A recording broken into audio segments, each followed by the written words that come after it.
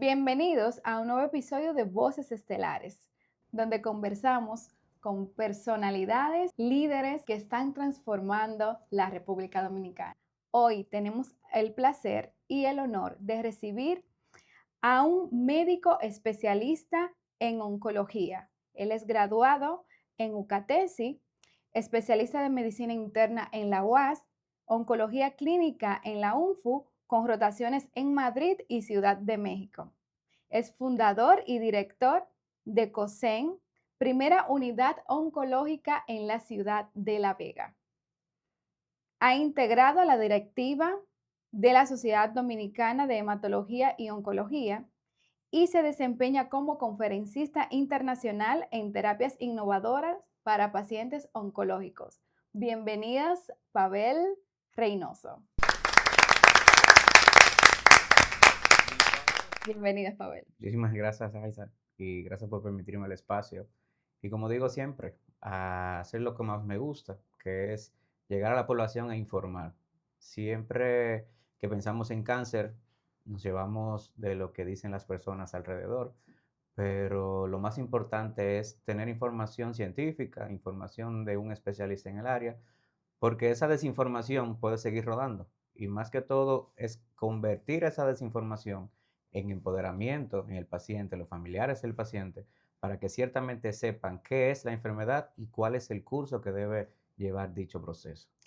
Perfecto, Pavel. Y mire, doctor, en este país donde la palabra cáncer realmente causa tanto temor, ¿cómo nosotros podemos hablar de este tema con esperanza? Fíjate que la palabra cáncer tiene un impacto emocional fuerte, tanto en el paciente como en los familiares. Tanto así que en la primera consulta oncológica, en la primera consulta de oncología clínica, no se debe mencionar la palabra cáncer. Hay que tratar de ver las estrategias. Por ejemplo, en mi consulta de primera vez, a menos que el paciente ya venga donde mí y me diga, yo vengo porque tengo cáncer. Usualmente yo le pregunto, cuénteme, señor o señora, ¿por qué usted viene? Ah, no, porque tengo una situación. Y yo, cuente, ok, tenemos dicha situación. Yo, en vez de decir en la primera consulta la palabra cáncer, digo un tumor de células malignas. Si es un paciente que está debutando con una enfermedad metastásica, no le digo que estamos frente a una enfermedad metastásica, sino simplemente si él cuestiona mucho, sí, hay una de esas células que se han ido a otro órgano, vamos a hacer más estudios, vamos a profundizar más el caso para saber cuál es la opción de tratamiento que tenemos. Inmediatamente el paciente es referido a una consulta de psicología oncológica y ya el paciente llega a una segunda consulta oncológica enfrentando de que sí tiene un cáncer. Y ya a partir de ahí entonces ya la consulta tiene un mejor desenlace. Y como usted menciona, realmente a veces los pacientes, la persona comúnmente pueden asistir a una consulta porque tienen algunas señales de alerta que probablemente sean terminales, ya hablando de una metástasis.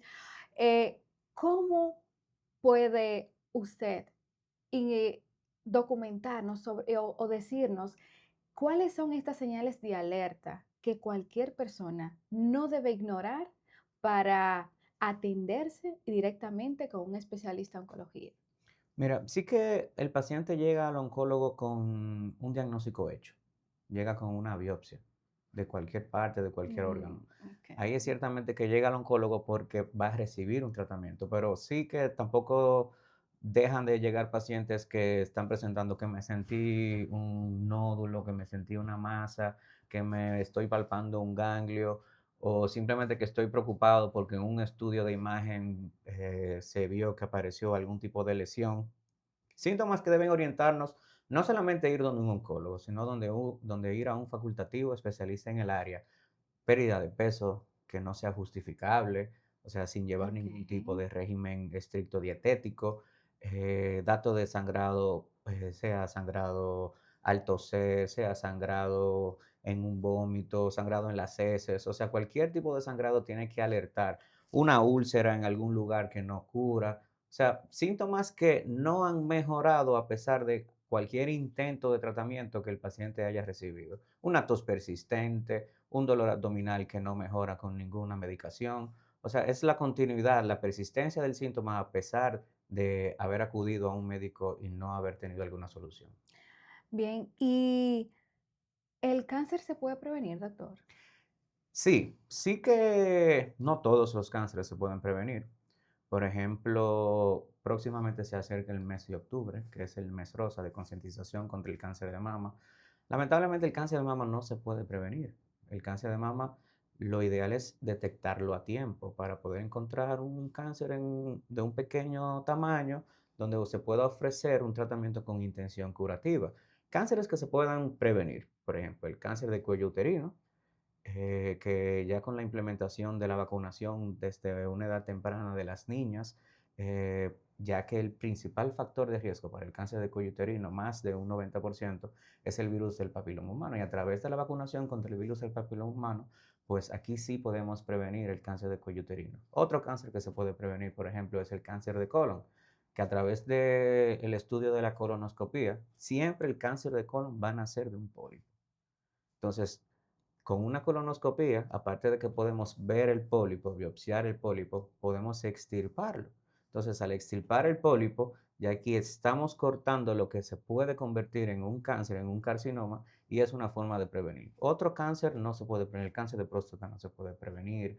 O sea, lo ideal es que el paciente conozca su historial familiar. ¿Por qué? Porque con el historial familiar, ya yo entiendo, yo tengo un abuelo, yo tengo un padre, yo tengo una madre, un hermano que tuvo cáncer de colon, por ejemplo. Ya yo sé que yo tengo que empezar a chequearme con un gastroenterólogo a una edad más temprana.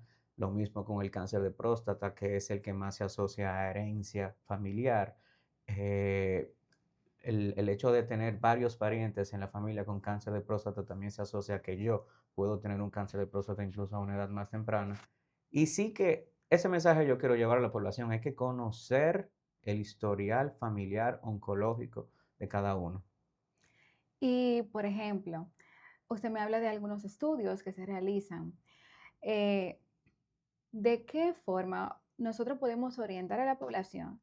¿Hay algún estudio específico que toda persona debe hacerse, digamos, a X edad para detectar, en este caso, como usted, o prevenir, en este caso, como usted nos indica, que el de colon sí es prevenible? Entonces, la colonoscopía, ¿cómo, o sea, qué nivel de accesibilidad nosotros podemos tener ante ese tratamiento, por ejemplo? Sí, mira, cada tumor tiene su screening.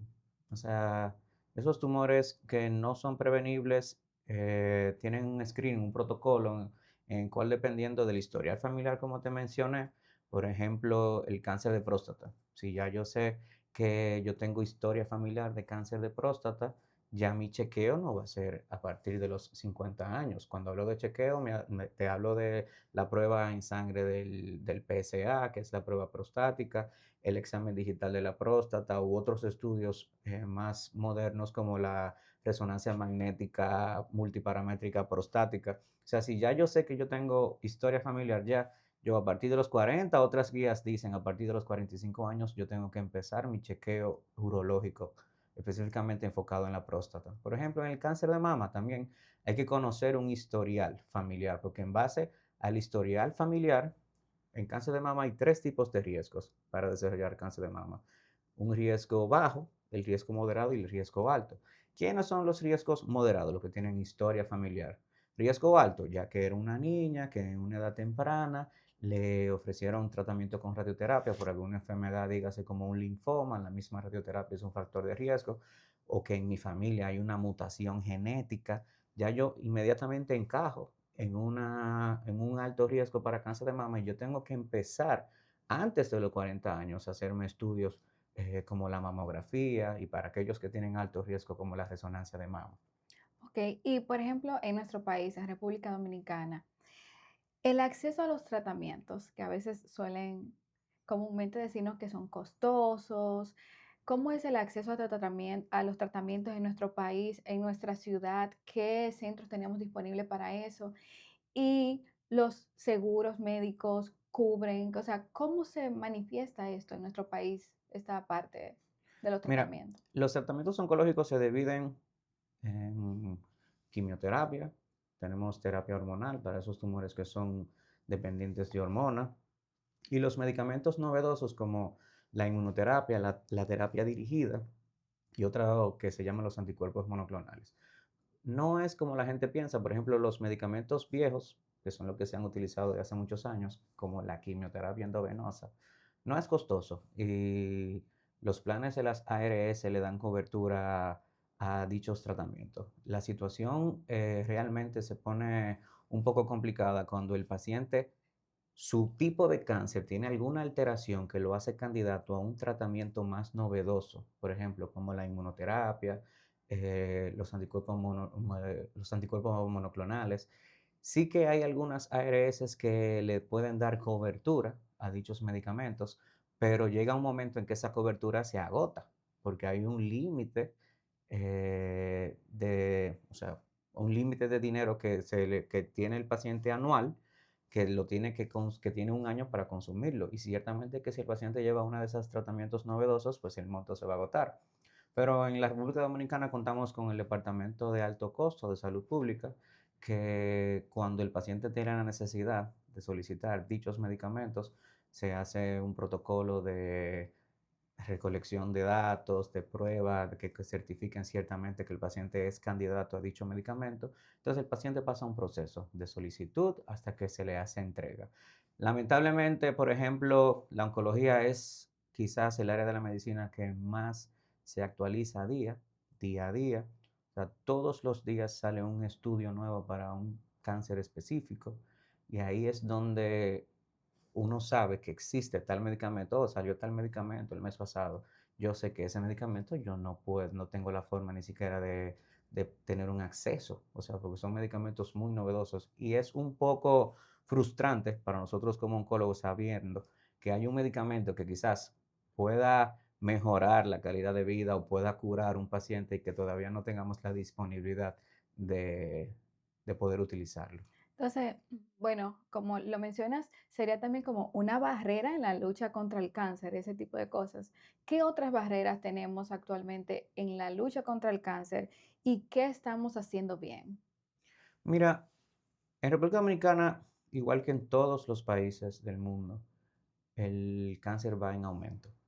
Pero lamentablemente en República Dominicana, cuando se hace un diagnóstico de cáncer, la mayoría de los diagnósticos en algunas enfermedades ya están en una enfermedad avanzada, quizás no metastásica, pero sí avanzada. ¿Y qué traduce eso? Que hay un déficit en lo que es la detección temprana. Entonces, ¿qué podemos fomentar en la República Dominicana?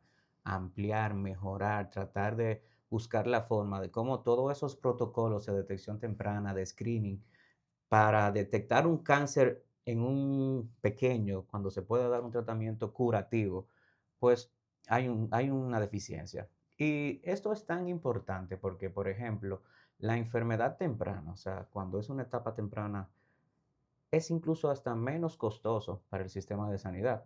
Una enfermedad metastásica es sumamente cara y el desgaste económico, emocional, familiar y el impacto que tiene eso sobre el paciente sí que impacta también en su deterioro clínico. De acuerdo. Y cuando hablamos así de paciente directamente que diagnosticado con un cáncer, el cáncer es considerado, o sea, una enfermedad terminal. No, el cáncer se puede curar siempre y cuando esté pequeño. O sea, porque cuando está pequeño es que solamente está en el lugar donde se originó, en el órgano donde se originó, y se va a dar un tratamiento quirúrgico para extirparlo. Y si el paciente tiene algún riesgo alto de recurrencia a corto o largo plazo, pues se da un tratamiento. Pero siempre y cuando el paciente se encuentre con una enfermedad pequeña, tiene el chance de curación. ¿Y qué papel juega en este caso la familia y la comunidad durante este proceso con el paciente? Bueno, la familia sirve como red de apoyo y más Ok. como red de apoyo también ayuda al paciente a que se pueda acoplar y a llevar su tratamiento de la forma que debe utilizarla. O sea, un paciente sin apoyo, que se sienta solo, es un paciente que no se va a acoplar bien al tratamiento, incluso que tiene una tendencia muy alta de abandono de tratamiento. De acuerdo. ¿Y qué tan de cierto hay en que el cáncer es producido por agentes, digamos, patógenos físicos y medioambientales? Mira, el cáncer es multifactorial. O sea, no hay una sola causa para que yo tenga un cáncer. Cuando yo te hablo de multifactorial, Por ejemplo, está lo medioambiental. Cuando yo me refiero a medioambiental, no solamente que yo me expongo a la contaminación ambiental, sino al uso del tabaquismo, al exceso de ingesta de alcohol, a mi tipo de alimentación, que yo tengo una alimentación rica en grasa animal, que yo tengo una alimentación que sean excesivos los carbohidratos y los azúcares, que yo no consuma fibra, que yo no consuma vegetales. Todo esto aunado a una historia familiar converge en un punto que hace que una célula se dañe. Y cuando una célula se daña es porque su ADN, todos esos factores externos que yo te acabo de mencionar y factores internos como los familiares, hacen que el ADN de una célula cambie. Inmediatamente el ADN de una célula ya cambió. Todo lo que sigue, si yo sigo exponiendo a ese tejido, a esa célula, esos mismos factores sin ningún cambio, es que aparezca una célula maligna. Y ya desde que aparece una célula maligna, si no se detiene ninguno de estos procesos que mencioné anteriormente, lo que sigue es la metástasis. De acuerdo. Y hablando un poquito más de usted, que se formó en nuestro país, en la UCATESI, la UAS, la UNFU, pero también tuvo rotaciones Sí. en, digamos, internacionales en Madrid, Ciudad de México. ¿Cómo marcaron esas experiencias en su visión como oncólogo? Mira, yo de niño siempre supe que quería ser médico. Incluso, por ejemplo, hasta antes de yo entrar a la universidad, yo dije, yo voy a hacer medicina interna en el Hospital Salvador Begotier. Terminé mi carrera de medicina en UCATESI y sí que logré hacer mi especialidad de medicina interna en el Hospital Salvador Begotier. Ya después ahí me dedico, en mi último año de medicina interna, ya yo sabía que quería ser oncólogo en mi cuarto año. Me dediqué completamente el cuarto año de medicina interna solamente a estudiar oncología. Me fui a rotar al hospital donde quería formarme como oncólogo, gané la especialidad. Mis 2 primeros años me quedé ahí y ya sí en mi último año tuve la posibilidad de ir a rotar a hospitales como el Instituto Nacional de Cancerología de México, que es un centro enorme de alto flujo de pacientes que son referidos de toda, no solamente de Ciudad de México, sino de todo México, Okay. donde se ven cosas que quizás es lo que marca el futuro de la oncología, que es los ensayos clínicos, que es en donde ciertamente se aprueban las moléculas novedosas para los tratamientos del cáncer.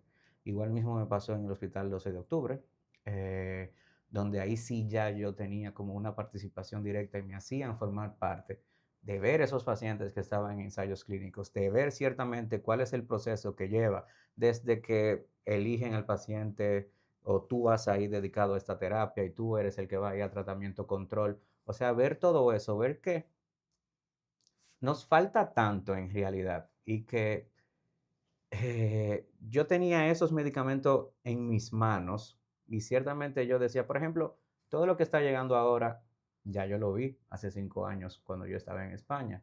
O sea, que es como tú ver que el futuro va a llegar, pero debido a que estamos en un país, ciertamente que no es un país de tantos recursos, pues quizás un poco incluso hasta doloroso saber que eso está y que yo no puedo ofrecer solo al paciente porque todavía no ha llegado. Wow. Pero sí que es una experiencia maravillosa, salir a formarse fuera del país. ¿Y qué te motivó a fundar el Centro Oncológico y Especialidades del Norte, COSEN? Mira, yo me gradué de oncología en el 2020, en plena pandemia.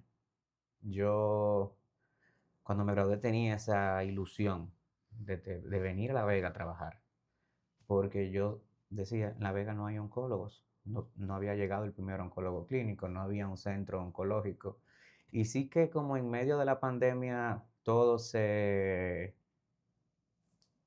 agravó, iniciar en un pueblo donde no había una unidad oncológica quizás no era el mejor momento.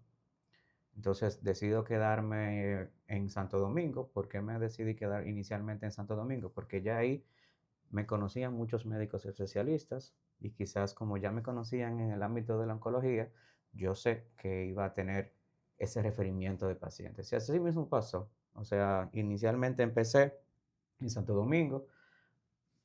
Sorprendentemente el flujo de pacientes llegó. Y como al año de haberme graduado, tomo la iniciativa con un grupo de colegas y digo, vamos a poner la unidad primero en San Francisco de Macorís. Ok. Nos vamos a San Francisco de Macorís, a pesar de que ya en San Francisco de Macorís habían otros centros oncológicos, vimos viable que sí se podía. Y así lo hicimos, porque más que todo, que hay un centro es el servicio, o sea, la calidad del servicio. Y si hay algo que a mí me gusta es como empoderarme, quedarme con el paciente, como hacerlo parte de mí, saber que él sepa que no está solo. Y ese mismo tipo de colegas y de socios traté de que fuéramos los que se formaran ahí en San Francisco. Dio buen resultado. En diciembre del año pasado, estábamos en la fiesta de Navidad del centro de San Francisco de Macorís y yo digo, yo quiero ya iniciar en La Vega. Y ya al otro día de haber salido de la fiesta de Navidad de COSEN San Francisco, me fui a buscar un local aquí en La Vega y dije, ya vamos a arrancar. Lo habilitamos completamente y ya para marzo estaba listo, inauguramos en abril. Y desde abril estamos dando el servicio. Perfecto. ¿Y qué impacto positivo tú me podrías mencionar de cada uno del de La Vega y San Francisco de Macorís? ¿Qué impacto han tenido directamente? ¿Qué impacto hemos tenido? O sea, yo te podría decir que como unidad privada, ¿verdad? Somos el centro en San Francisco de Macorís que tiene mayor flujo de pacientes. Y aquí en La Vega sí que se le ha dado buena acogida. El número de pacientes nuevos y de médicos referidores que yo tengo día a día sí que va en aumento. Igual nos hemos enfocado en dar un buen trato, un buen servicio a los pacientes y sí que hemos tenido buena acogida. Y por ejemplo, aquí veo que en COSEN La Vega figuras como director también del centro, además de fundador, director del centro. ¿Y cuál ha sido el mayor reto que tú has vivido aquí en el Centro Oncológico de La Vega? Bueno, el hecho de ser director médico, no, bueno, director de cualquier institución, es poder tener esa capacidad de mantenernos tranquilos cuando trabajamos con personal, cuando tenemos que estar involucrados sola con el personal y que se dé un buen servicio al paciente, que el paciente se sienta cómodo, tener que recibir quizás alguna queja o tratar de hacer las cosas cada día mejor pues sí que da un poquito de miedo, pero a mí me gustan los retos y ese es quizás es mi mayor motivación. Veo que te identificas con la, digamos, con la frase, donde otros ven enfermedad, hay esperanza. ¿Podrías compartirme alguna historia real que certifique o que rectifique esa frase? Mira, mis pacientes son especiales, ellos me adoran, es como yo le digo, yo quisiera llevarte para mi casa. O sea, yo te quiero tanto que yo quisiera llevarte para mi casa, así le digo yo a los pacientes. Y sí, historia conmovedora, ver pacientes que han sido diagnosticados y que han llegado a mi consulta con una enfermedad metastásica y que se le ofrece un buen tratamiento como va estandarizado y ver que en los estudios que se le realizan después de haber recibido tantos ciclos de tratamiento, como que no hay evidencia de enfermedad, como que es la mayor satisfacción, o sea, ver la cara del paciente cuando le digo, no tenemos enfermedad, pero el tratamiento tiene que seguir. O sea, ese quizás es la mayor satisfacción. Y el hecho de cuando tú lees un mensaje en el celular que dice gracias por todo lo que tú has hecho por mí, ese es mi mayor motor. Qué bien. ¿Y qué consejo le daría a los jóvenes dominicanos que sueñan con ser médicos?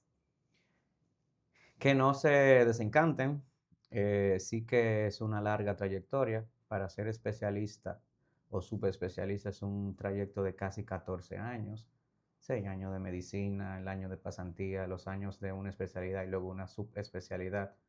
Sí que van a perder mucho tiempo cuando se comparan con otras amistades que no son médicos, por ejemplo, se van a perder fiestas, se van a perder viajes, pero sí que la recompensa y la satisfacción que da cuando tú tienes un paciente agradecido es mucho mayor. Y sí que ciertamente ya luego de esos 14 años de formación en una especialidad y con todo lo que lleva la carrera, va a quedar tiempo para hacer más cosas. O sea, sí que puedes pensar en algún momento que has perdido mucho tiempo de tu juventud, que estás en un hospital casi a diario, pero todo eso tiene su recompensa.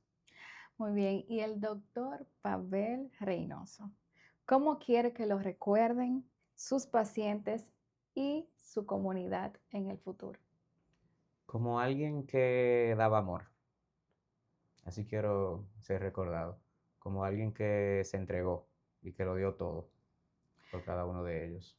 Qué hermoso y gracias, Pavel, por compartir este espacio, tantas vivencias y realmente tantas, tantos desafíos que presentan las familias con diagnóstico de cáncer, que a veces ignoramos a algunas personas. También gracias por darnos la oportunidad de conocer varios métodos, digamos, y prevenciones, formas de prevenir esta enfermedad que, como bien lo dices, quizás a veces no se habla de enfermedad, también hay una esperanza. Hay centros especializados para trabajar todas estas enfermedades, digamos que no son fulminantes o determinantes como nos mencionaste, pero de verdad que gracias por la oportunidad, Pavel, por tenerte en este espacio. Muchísimas gracias a ti, Jaisa, por darme la oportunidad de llegar a ti y de llegar a toda la población.